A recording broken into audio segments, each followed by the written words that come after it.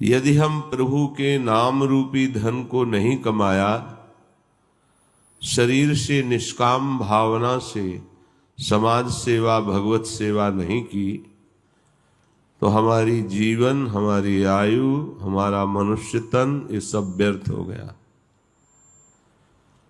इसकी सार्थकता है भजन करते हुए निष्काम भाव से सबकी सेवा करना। इसी से सारे पाप भस्म हो जाते हैं, हृदय निर्मल हो जाता है। श्रीपाद प्रबोधानंद जी महाराज कह रहे हैं, भ्रातः किं मरणम मलैक निलय स्त्री पिंड भोग स्पृहा रोगः को बहिरंतरुन्मथन कृत द्वेषोऽथ रागः पर कः स्वर्गः परमो ब्रजेन्द्र तनय प्रेमोत्सवैः संगतिः किं सर्वोपनिषद रहस्य परमं बृंदाटवी तत्प्रियो। हे भाई, तुम्हें क्या पता नहीं कि तुम्हारी मृत्यु होने वाली है? ये बहुत जरूरी है याद करना। ये वो औषधि है जो भजन कराती है। मृत्यु का चिंतन भगवान का आश्रय दृढ़ कराता है, भगवान का भजन करने में तन्मयता देता है, और फिर मृत्यु का भय ही खत्म हो जाता है। इसलिए मृत्यु बहुत आवश्यक है, याद में रखना। मरना है, जब मरना है तो सब छूटना है, फिर पकड़ना क्या है? हरि नाम, हरि लीला गुण, हरि सेवा। इसलिए कह रहे तुम निश्चिंत क्यों दिखाई देते हो? भ्राता किम मरणम, क्या तुम मरोगे नहीं जो मनमानी आचरण कर रहे हो? विषय भोगों में भूले हुए हो, बड़े हर्षित हो कि हमारे पास बहुत धन है, वैभव है, परिवार है, भोग सामग्री है, कुछ कमी नहीं है, तो क्या तुम मरोगे नहीं? मरोगे तो ये सब जाएगा क्या तुम्हारे साथ? नहीं, तो हाथ क्या लगा? विचारशील बनो। दूसरी बात कह रहे हैं, मलैक निलयो स्त्री पिंड भोग स्पृहा। ये तुम्हारा शरीर और दूसरे का शरीर भी मल मूत्र बनाने की मशीन है। केवल अच्छा सा अच्छा पेय और अच्छा सा अच्छा भोज्य चोष ले ये पदार्थ पाओगे तो परिणाम में लघुशंका और शौच बनेगी। शरीर में जो अन्य धातुएं बनती हैं तो विषय भोग की प्रेरणा से उनका नाश होता रहता है। तो इन पिंडों में क्यों आसक्त हो रहे हो? क्या ये छूटेगा नहीं क्या? जब तुम्हारा शरीर छूटेगा तो फिर तुम्हारा रह क्या गया? जब छोड़ना ही है तो अच्छे बन के छोड़े ना। ये पापाचरण क्यों करते हैं? भोग स्पृहा के कारण पराई स्त्रियों की तरफ या अन्य शरीरों की तरफ भोग भाव करना। कह रहे मलैक निलय स्त्री पिंड भोग स्पृहा। इस शरीर को मैं मानकर जो दूसरे शरीरों में तुम मल युक्त हो रहे हो भोग वासना से, तो क्या तुम्हें ये ज्ञान नहीं कि तुम मरोगे? फिर ये राग तुम्हारी दुर्गति करेगा, ये पाप तुम्हें भयानक कष्ट देगा। अगर अभी सुधर जाओ तो चांस है, नहीं। रोगः को बहिरंत रूपन मथन कृत द्वेषोथ रागः परः। जब तुम्हारे पाप पूर्व के फलीभूत होंगे तो भयानक रोग घेर लेगा शरीर में। उस रोग की स्थिति में तुम शरीर का ही चिंतन करोगे, दर्द में ही परेशान रहोगे, उसकी निवृत्ति के उपाय के चिंतन में परेशान रहोगे, भगवत भजन कहाँ हो पाएगा। इसके अगर आगे बढ़े तो अंदर क्षोभ पैदा करने वाले राग द्वेष बैठे हुए हैं, कहीं काम, कहीं क्रोध, कहीं लोभ, कहीं मोह, मद, मत्सर, ये अंदर जला रहे हैं। तो तुम्हें सावधान होना चाहिए कि अविद्या ये अज्ञान के खेल में मैं फंस गया हूं। ये परम रोग है, जल्दी से छुटकारा नहीं मिलता भवबंधन से। कहीं तुम्हारे अंदर ऐसा हो कि मैं पुण्य दान करके स्वर्ग चला जाऊंगा, तो स्वर्ग में भी ऐसा ही है जैसा मृत्यु लोक में है। एक दूसरे से ईर्ष्या, एक दूसरे के भोग को देखकर जलना और भयभीत रहना, पता नहीं कब पुण्य क्षीण हो जाए और हमें फिर मृत्यु लोक में इन सब सुख सुविधाओं को छोड़कर जाना पड़ेगा। काम वहां उन लोकों में भी हमारा नहीं बना। तो कह रहे हैं श्री ब्रजेंद्र नंदन प्रेमोत्सवै संगति, तुम्हें अवसर मिला है प्रेमोत्सव में सम्मिलित होने का। तो जो ब्रजेंद्र तनय प्रियालाल है, वृषभानु जी भी ब्रजेंद्र हैं और नंद बाबा भी ब्रजेंद्र हैं। ये जो प्रियालाल हैं, श्यामा श्याम हैं, इनके भक्तों का संग कर लो। परमो ब्रजेंद्र तनयो प्रेमोत्सवै संगति, जो प्रियालाल के प्रेम में उन्मत्त भक्त जन हैं, उनका संग कर लो। तो सर्वोपनिषद रहस्य परमम, जो सब उपनिषद हैं, शास्त्र हैं, उनका जो रहस्य है वो संत संग से आपकी समझ में आ जाएगा, और कोई समझ नहीं आती। निरंतर प्रभु का स्मरण करना और प्रभु में ही मुझे समा जाना है, उन्हीं की भक्ति में लीन हो जाना है, कुछ याद न रहे, ये सब शास्त्रों का सार है। तो यदि तुम्हें कृपा से संत संग मिल गया है और वृंदावन के युगल किशोर श्यामा श्याम का सहारा मिल गया है, तो अब तुम चिंता मत करो, थोड़ा सावधान हो जाओ। ये बातें ध्यान रखो कि तुम मरोगे, तुम्हारा सारा कमाई, रिश्ता, नाता, ये सब नष्ट होगा। यहाँ से जाने पर तुम्हें कोई भी लाभ नहीं मिलेगा। अंदर राग द्वेष मिटा रहे, बाहर नाना प्रकार की कुचेष्टाएं हमें मिटा रही है, परिणाम में दुखद चिंता, भय, शोक ये मिलेगा। इसलिए प्रियालाल के प्रेमियों का संग करके हम प्रियालाल से आसक्ति कर लें। धाम की कृपा से बहुत सुलभ है प्रियालाल के प्रेमियों का संग। जब हमारे हृदय में ये बात बैठ गई है बहुत समय से कि जो भोग हमारी इंद्री चाहती, अगर वो भोग मिल जाए तो फिर हमारा भजन में मन लग जाएगा। बहुत गलत सलाह और गंदी सलाह देता है मन बुद्धि। भोग का चिंतन ही तुम्हारी दुर्गति कर रहा है, फिर जब तुम भोग में उतर जाओगे तो तुम्हारा क्या होगा। एषाम बुद्धिमताम बुद्धिर मनीषा च मनीषिणाम यत् सत्य अमृतेनेह मरते नापनोति मामृतम।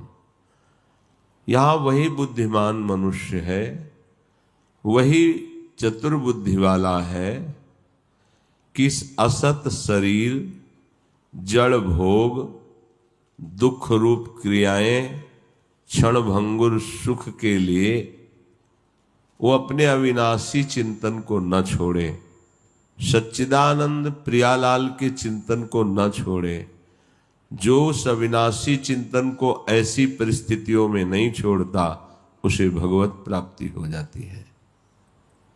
वो मामृतम अमृत पद को प्राप्त हो जाता है।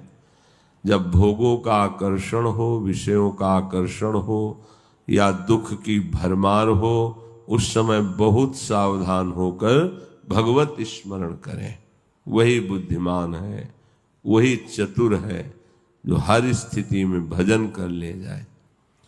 पर बुद्धि हमारी ऐसा निर्णय नहीं करती।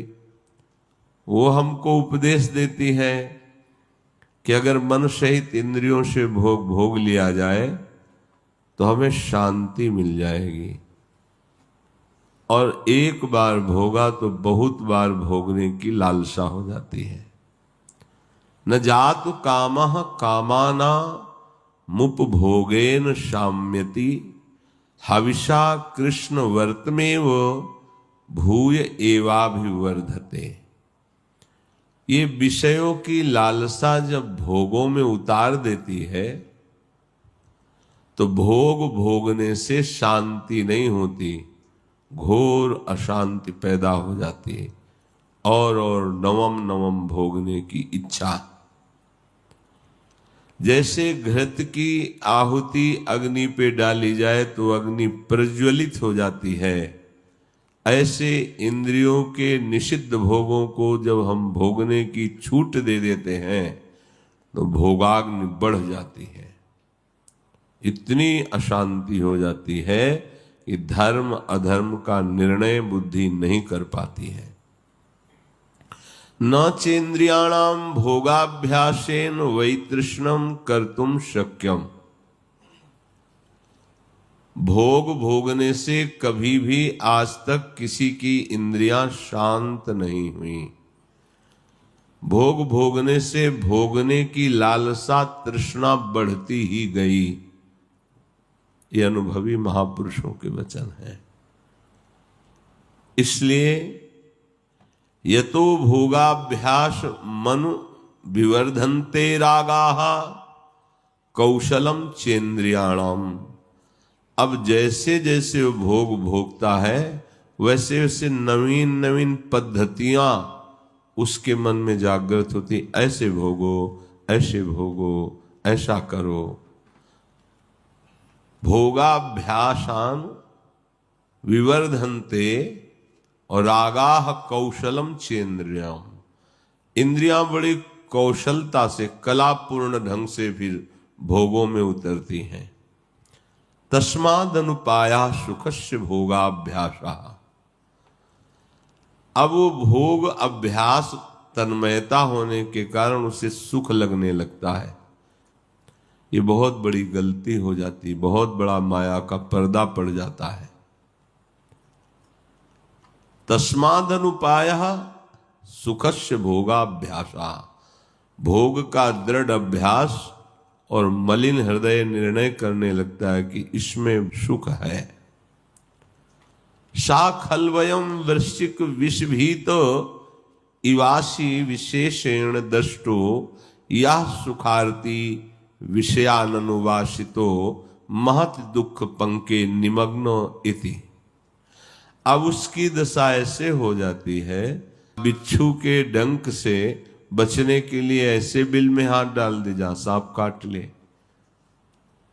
अर्थात किसी भी तरह से भोग स्वीकार करना अपनी दुर्गति को निश्चय करना है। गृहस्थ धर्म में संतानोत्पत्ति के लिए भगवान को प्रणाम करके, देवताओं को प्रणाम करके, मर्यादा से जिन तिथियों को जैसा नियम बताया गया वैसे अगर मनमानी भोगाचरण हुआ तो कह रहे वृश्चिक विषभीत, बिच्छू के डंक से भयभीत होकर, अर्थात भोगों की लालसा से जो जलन हुई उससे बचने के लिए उसने भोगों में रति कर ली। तो ऐसा हुआ जैसे वृश्चिक के भय से बचने के लिए फणधारी सांप के बिल में हाथ डाल दे।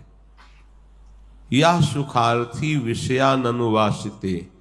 अब सुख का तो लेश नहीं है, विषय की ही जलन है। महत दुख पंके निमग्न, वो बड़े भारी दुख में फंस जाता है, निकल नहीं पाता है। इसलिए सुख प्राप्ति का साधन परमार्थ है, अध्यात्म है, भोग संग्रह और भोग भोगना नहीं है। हमारे हृदय में जब ये निष्ठा बैठ जाएगी कि अब हमको केवल भगवान नाम जप करना है, ये बड़े भाग्यशाली के बैठेगी, नहीं और साधनों की तरफ मन दौड़ाएगा पर नाम में नहीं। इस जड़ जगत में चिदानंद त्रिगुणातीत भगवान का नाम है। नाम माया युक्त नहीं है, मायातीत है, त्रिगुणातीत है। जितनी देर आप नाम जप कर रहे हो उतनी देर आप त्रिगुणातीत हैं, क्योंकि नाम त्रिगुणातीत है। जैसे जैसे आप नाम जप करेंगे आपके अंदर दिव्य चेतना जागृत होगी। जो भगवद विमुख करने वाले आचरण है वो सब नष्ट हो जाएंगे। नाम जापक को कोई और साधन करने की जरूरत नहीं है। करे अच्छा है पर करने की जरूरत नहीं है। नाम अपने आप में पूर्ण है।